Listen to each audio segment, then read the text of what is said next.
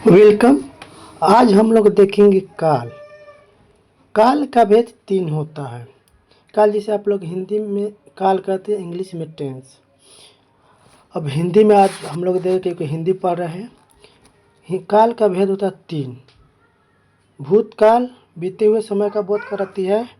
भविष्यकाल आने वाला समय का बोध, वर्तमान काल चल रहे समय का बोध कराती है और भविष्यकाल आने वाला समय का बोध कराती है।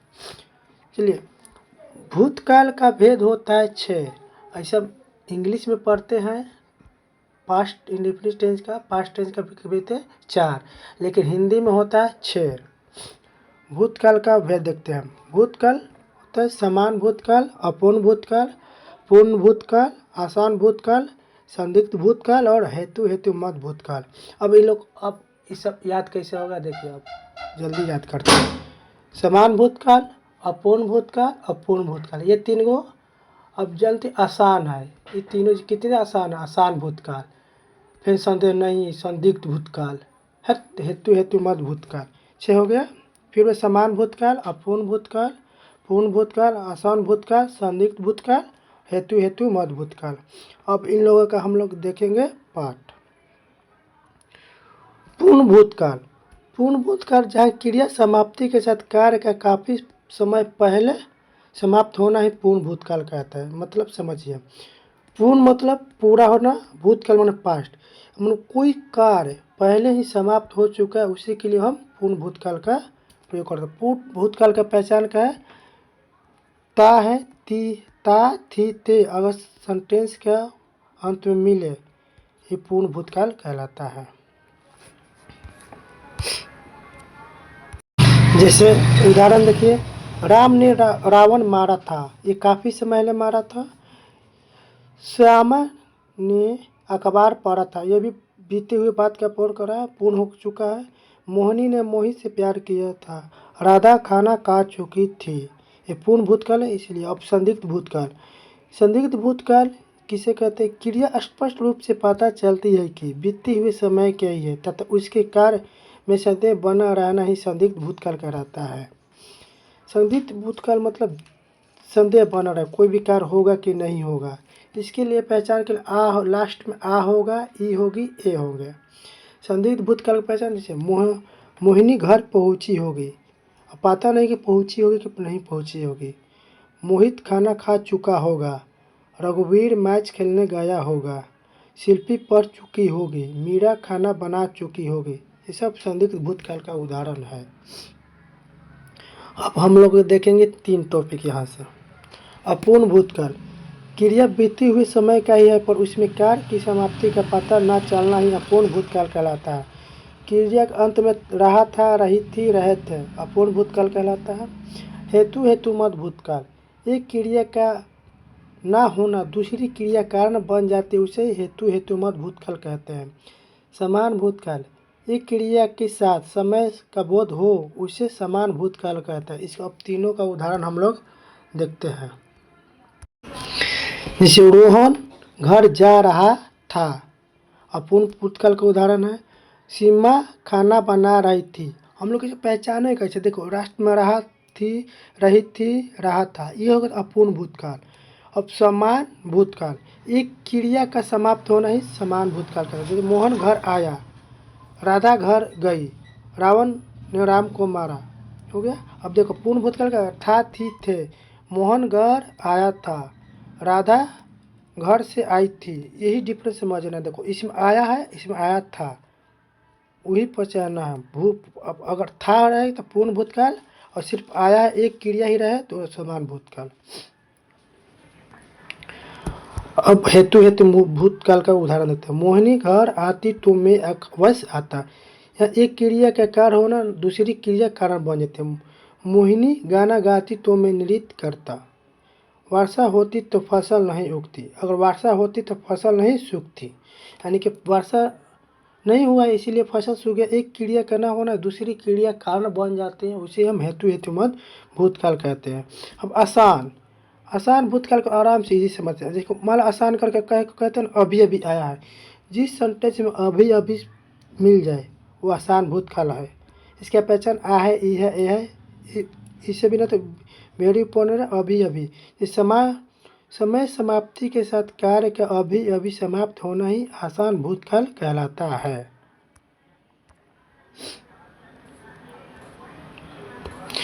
जैसे मोहिनी खाना अभी अभी खाया है, रोहन अभी अभी गया है, रघुवीर ने अभी अभी बताया है। आसान भूतकाल का उदाहरण है।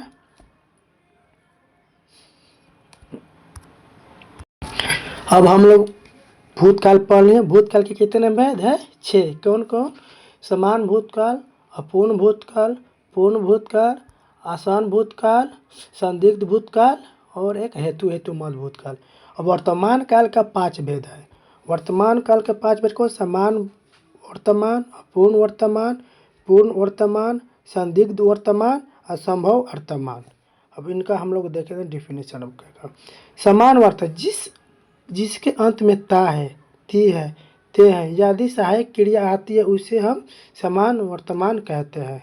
से रामा पत्र पढ़ती है, श्यामा मैच खेलती है, मुकेश घर जाता है, प्रधानमंत्री बाढ़ग्रस्त क्षेत्रों को दौरा करते हैं। ये सब जहाँ मिल जो वर्तमान भूतकाल का समान वर्तमान काल का उदाहरण है। अब अपूर्ण वर्तमान, उधर देखे थे रहा था, रही थी, रहे थे, तो उधर क्या होगा? वर्तमान भूतकाल का। इधर अपूर्ण वर्तमान काल का क्रिया चल रहे समय के साथ कार्य की समाप्ति का पता न चलना या अपूर्ण वर्तमान काल कहलाता है। जैसे जिसकी क्रिया का अंत में रहा है, रही है, रहे हैं तो वर्तमान अपूर्ण, और जिसकी क्रिया में रहा था, रही थी, रहते अपूर्ण भूतकाल का उदाहरण है। सोहन भोजन बना रहे अपूर्ण वर्तमान का उदाहरण है। दो टॉपिक क्लियर वर्तमान काल के। समान वर्तमान क्लियर कर लिए हम लोग, अपूर्ण वर्तमान काल क्लियर कर लिए हम लोग। अब आते हैं संदिग्ध वर्तमान काल। क्रिया चल रहे समय का बोध कराती है। क्रिया चल रहे समय के साथ कार्य में संदेह बना रहना ही संदिग्ध वर्तमान कहलाता है। जैसे मोहन खेल रहा होगा, अब खेल रहा होगा कि नहीं खेले संदेह बना है ना। रमेश दिल्ली जा रहा होगा, सोहन भोजन बना रहा होगा, सीता पत्र पढ़ती होगी। कंप्लीट। अब संभव वर्तमान, चल रहे समय के कार्य होने की संभावना प्रकट करना ही संभव वर्तमान काल है। यानी कि क्रिया होगा कि नहीं होगा, ये हो संभव वर्तमान, संभावना करते हैं इसमें। इसके पहचानने का नियम एक ही है, वाक्य के अंत में हो होगा तो संभव वर्तमान काल होगा। जो मोहित पढ़ रहा हो, सोनम आई हो, रघुवीर मैच खेल रहा हो। हम लोग वर्तमान काल भी देख लिए। वर्तमान काल के कितने भेद हैं? 5। पहले रिवीजन करते हैं। भूतकाल के कितने भेद हैं? 6। समान भूतकाल, अपूर्ण भूतकाल, पूर्ण भूतकाल, आसान भूतकाल,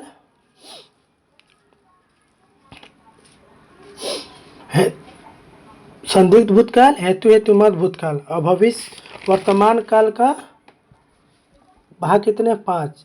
समान वर्तमान, अपूर्ण वर्तमान, पूर्ण वर्तमान, संदिग्ध वर्तमान, संभाव्य वर्तमान।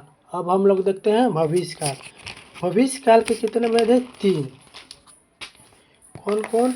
समान भविष्य, संभव भविष्य, हेतु मद भविष्य।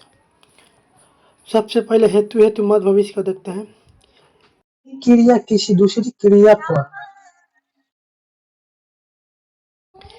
एक क्रिया किसी दूसरी क्रिया पर निर्भर रहना ही हेतु मद भविष्य कहलाता है। जैसे शिल्पी बुलाएगी तो मैं ज़रूर आऊँगा। पाकिस्तान आतंकवाद बंद करे तो वैसी वार्ता होगी। मोहिनी जाएगी तो मैं बस नृत्य करूँगा। हेतु भविष्य काल खत्म। अब समान भविष्य, एक क्रिया के साथ आने वाले समय का बोध हो उसे समान भविष्य कहते हैं। जैसे मोहन घर जाएगा, रोहन खाना खाएगा, रमेश पत्र पढ़ेगा, रोहित उल्लेख लिखेगा। खत्म भविष्य काल। अब संभव भविष्य, आने वाला समय के साथ कार्य होने की संभावना को व्यक्त करना ही संभव भविष्य कहलाता है। शायद मोहित घर जाए, शायद रोहन खाना खाए, ये संभव होता है कि होगा कि नहीं। इसके वाक्य में जैसे आशीर्वाद मिले, आदेश, आज्ञा, बुलाता है, इस समय संभव भविष्य काल कहलाता है। तो चलिए पिछला रिवीजन कर लेते हैं जो लोग हम पढ़े हैं। उच्चारण स्थान पढ़े थे ना हम लोग, तो चलिए स्टार्ट करते हैं। कवर्ग में कौन कौन आता है? क ख ग घ अंग अ ह हम। इसका उच्चारण कहाँ से? कंठ से। चवर्ग में कौन कौन सा वर्ण आता है? च छ ज झ अ इ ई य स। इसका उच्चारण तालु से। टवर्ग में कौन कौन आता है? ट ठ ड ढ न र स। अब तवर्ग का पढ़ते। तवर्ग में कौन कौन सा वर्ण होता है? त थ द ध न ल स। इसका उच्चारण दंत से। पवर्ग में कौन कौन? प फ ब भ म उ। इसका उच्चारण ओठ से। ए और ए का उच्चारण कंठ और तालु से होता है। ओ और अ का उच्चारण कंठ और ओष्ठ से, इसको कंठोष्ठ बोलते हैं। व का उच्चारण दंत और ओष्ठ होता है, दंतोष्ठ होता है। कर्ता कारक पढ़े हम लोग नो, सर दिए हैं पीडीएफ में। सर जो पीडीएफ में दिए उसका भी रिवीजन करते हैं। चलिए, तो कर्ता कारक कितने प्रकार के? 8। हिंदी में कारक की संख्या 8 है और संस्कृत में कारक की संख्या 6 है। तो स्टार्ट करते हैं रिवीजन। कर्ता कारक ने कर्म को कर्ण से द्वारा संप्रदान को के लिए अपादान से अलग होने के अर्थ में। संबंध कारक का को के ना नी ने। अधिकरण कारक में पर। संबोधन कारक है। ये सब मिल जाएगा तो कर्ता कारक का उदाहरण है। तो इसका पूरा डिटेल्स हम लोग वीडियो बनाएंगे। तो कैसा लगा इसका कमेंट करिएगा ज़रूर। और एक क्वेश्चन, ल का उच्चारण कहाँ से होता है, इसका कमेंट करिएगा। Thank you. और सब्सक्राइब करें, लाइक करें और शेयर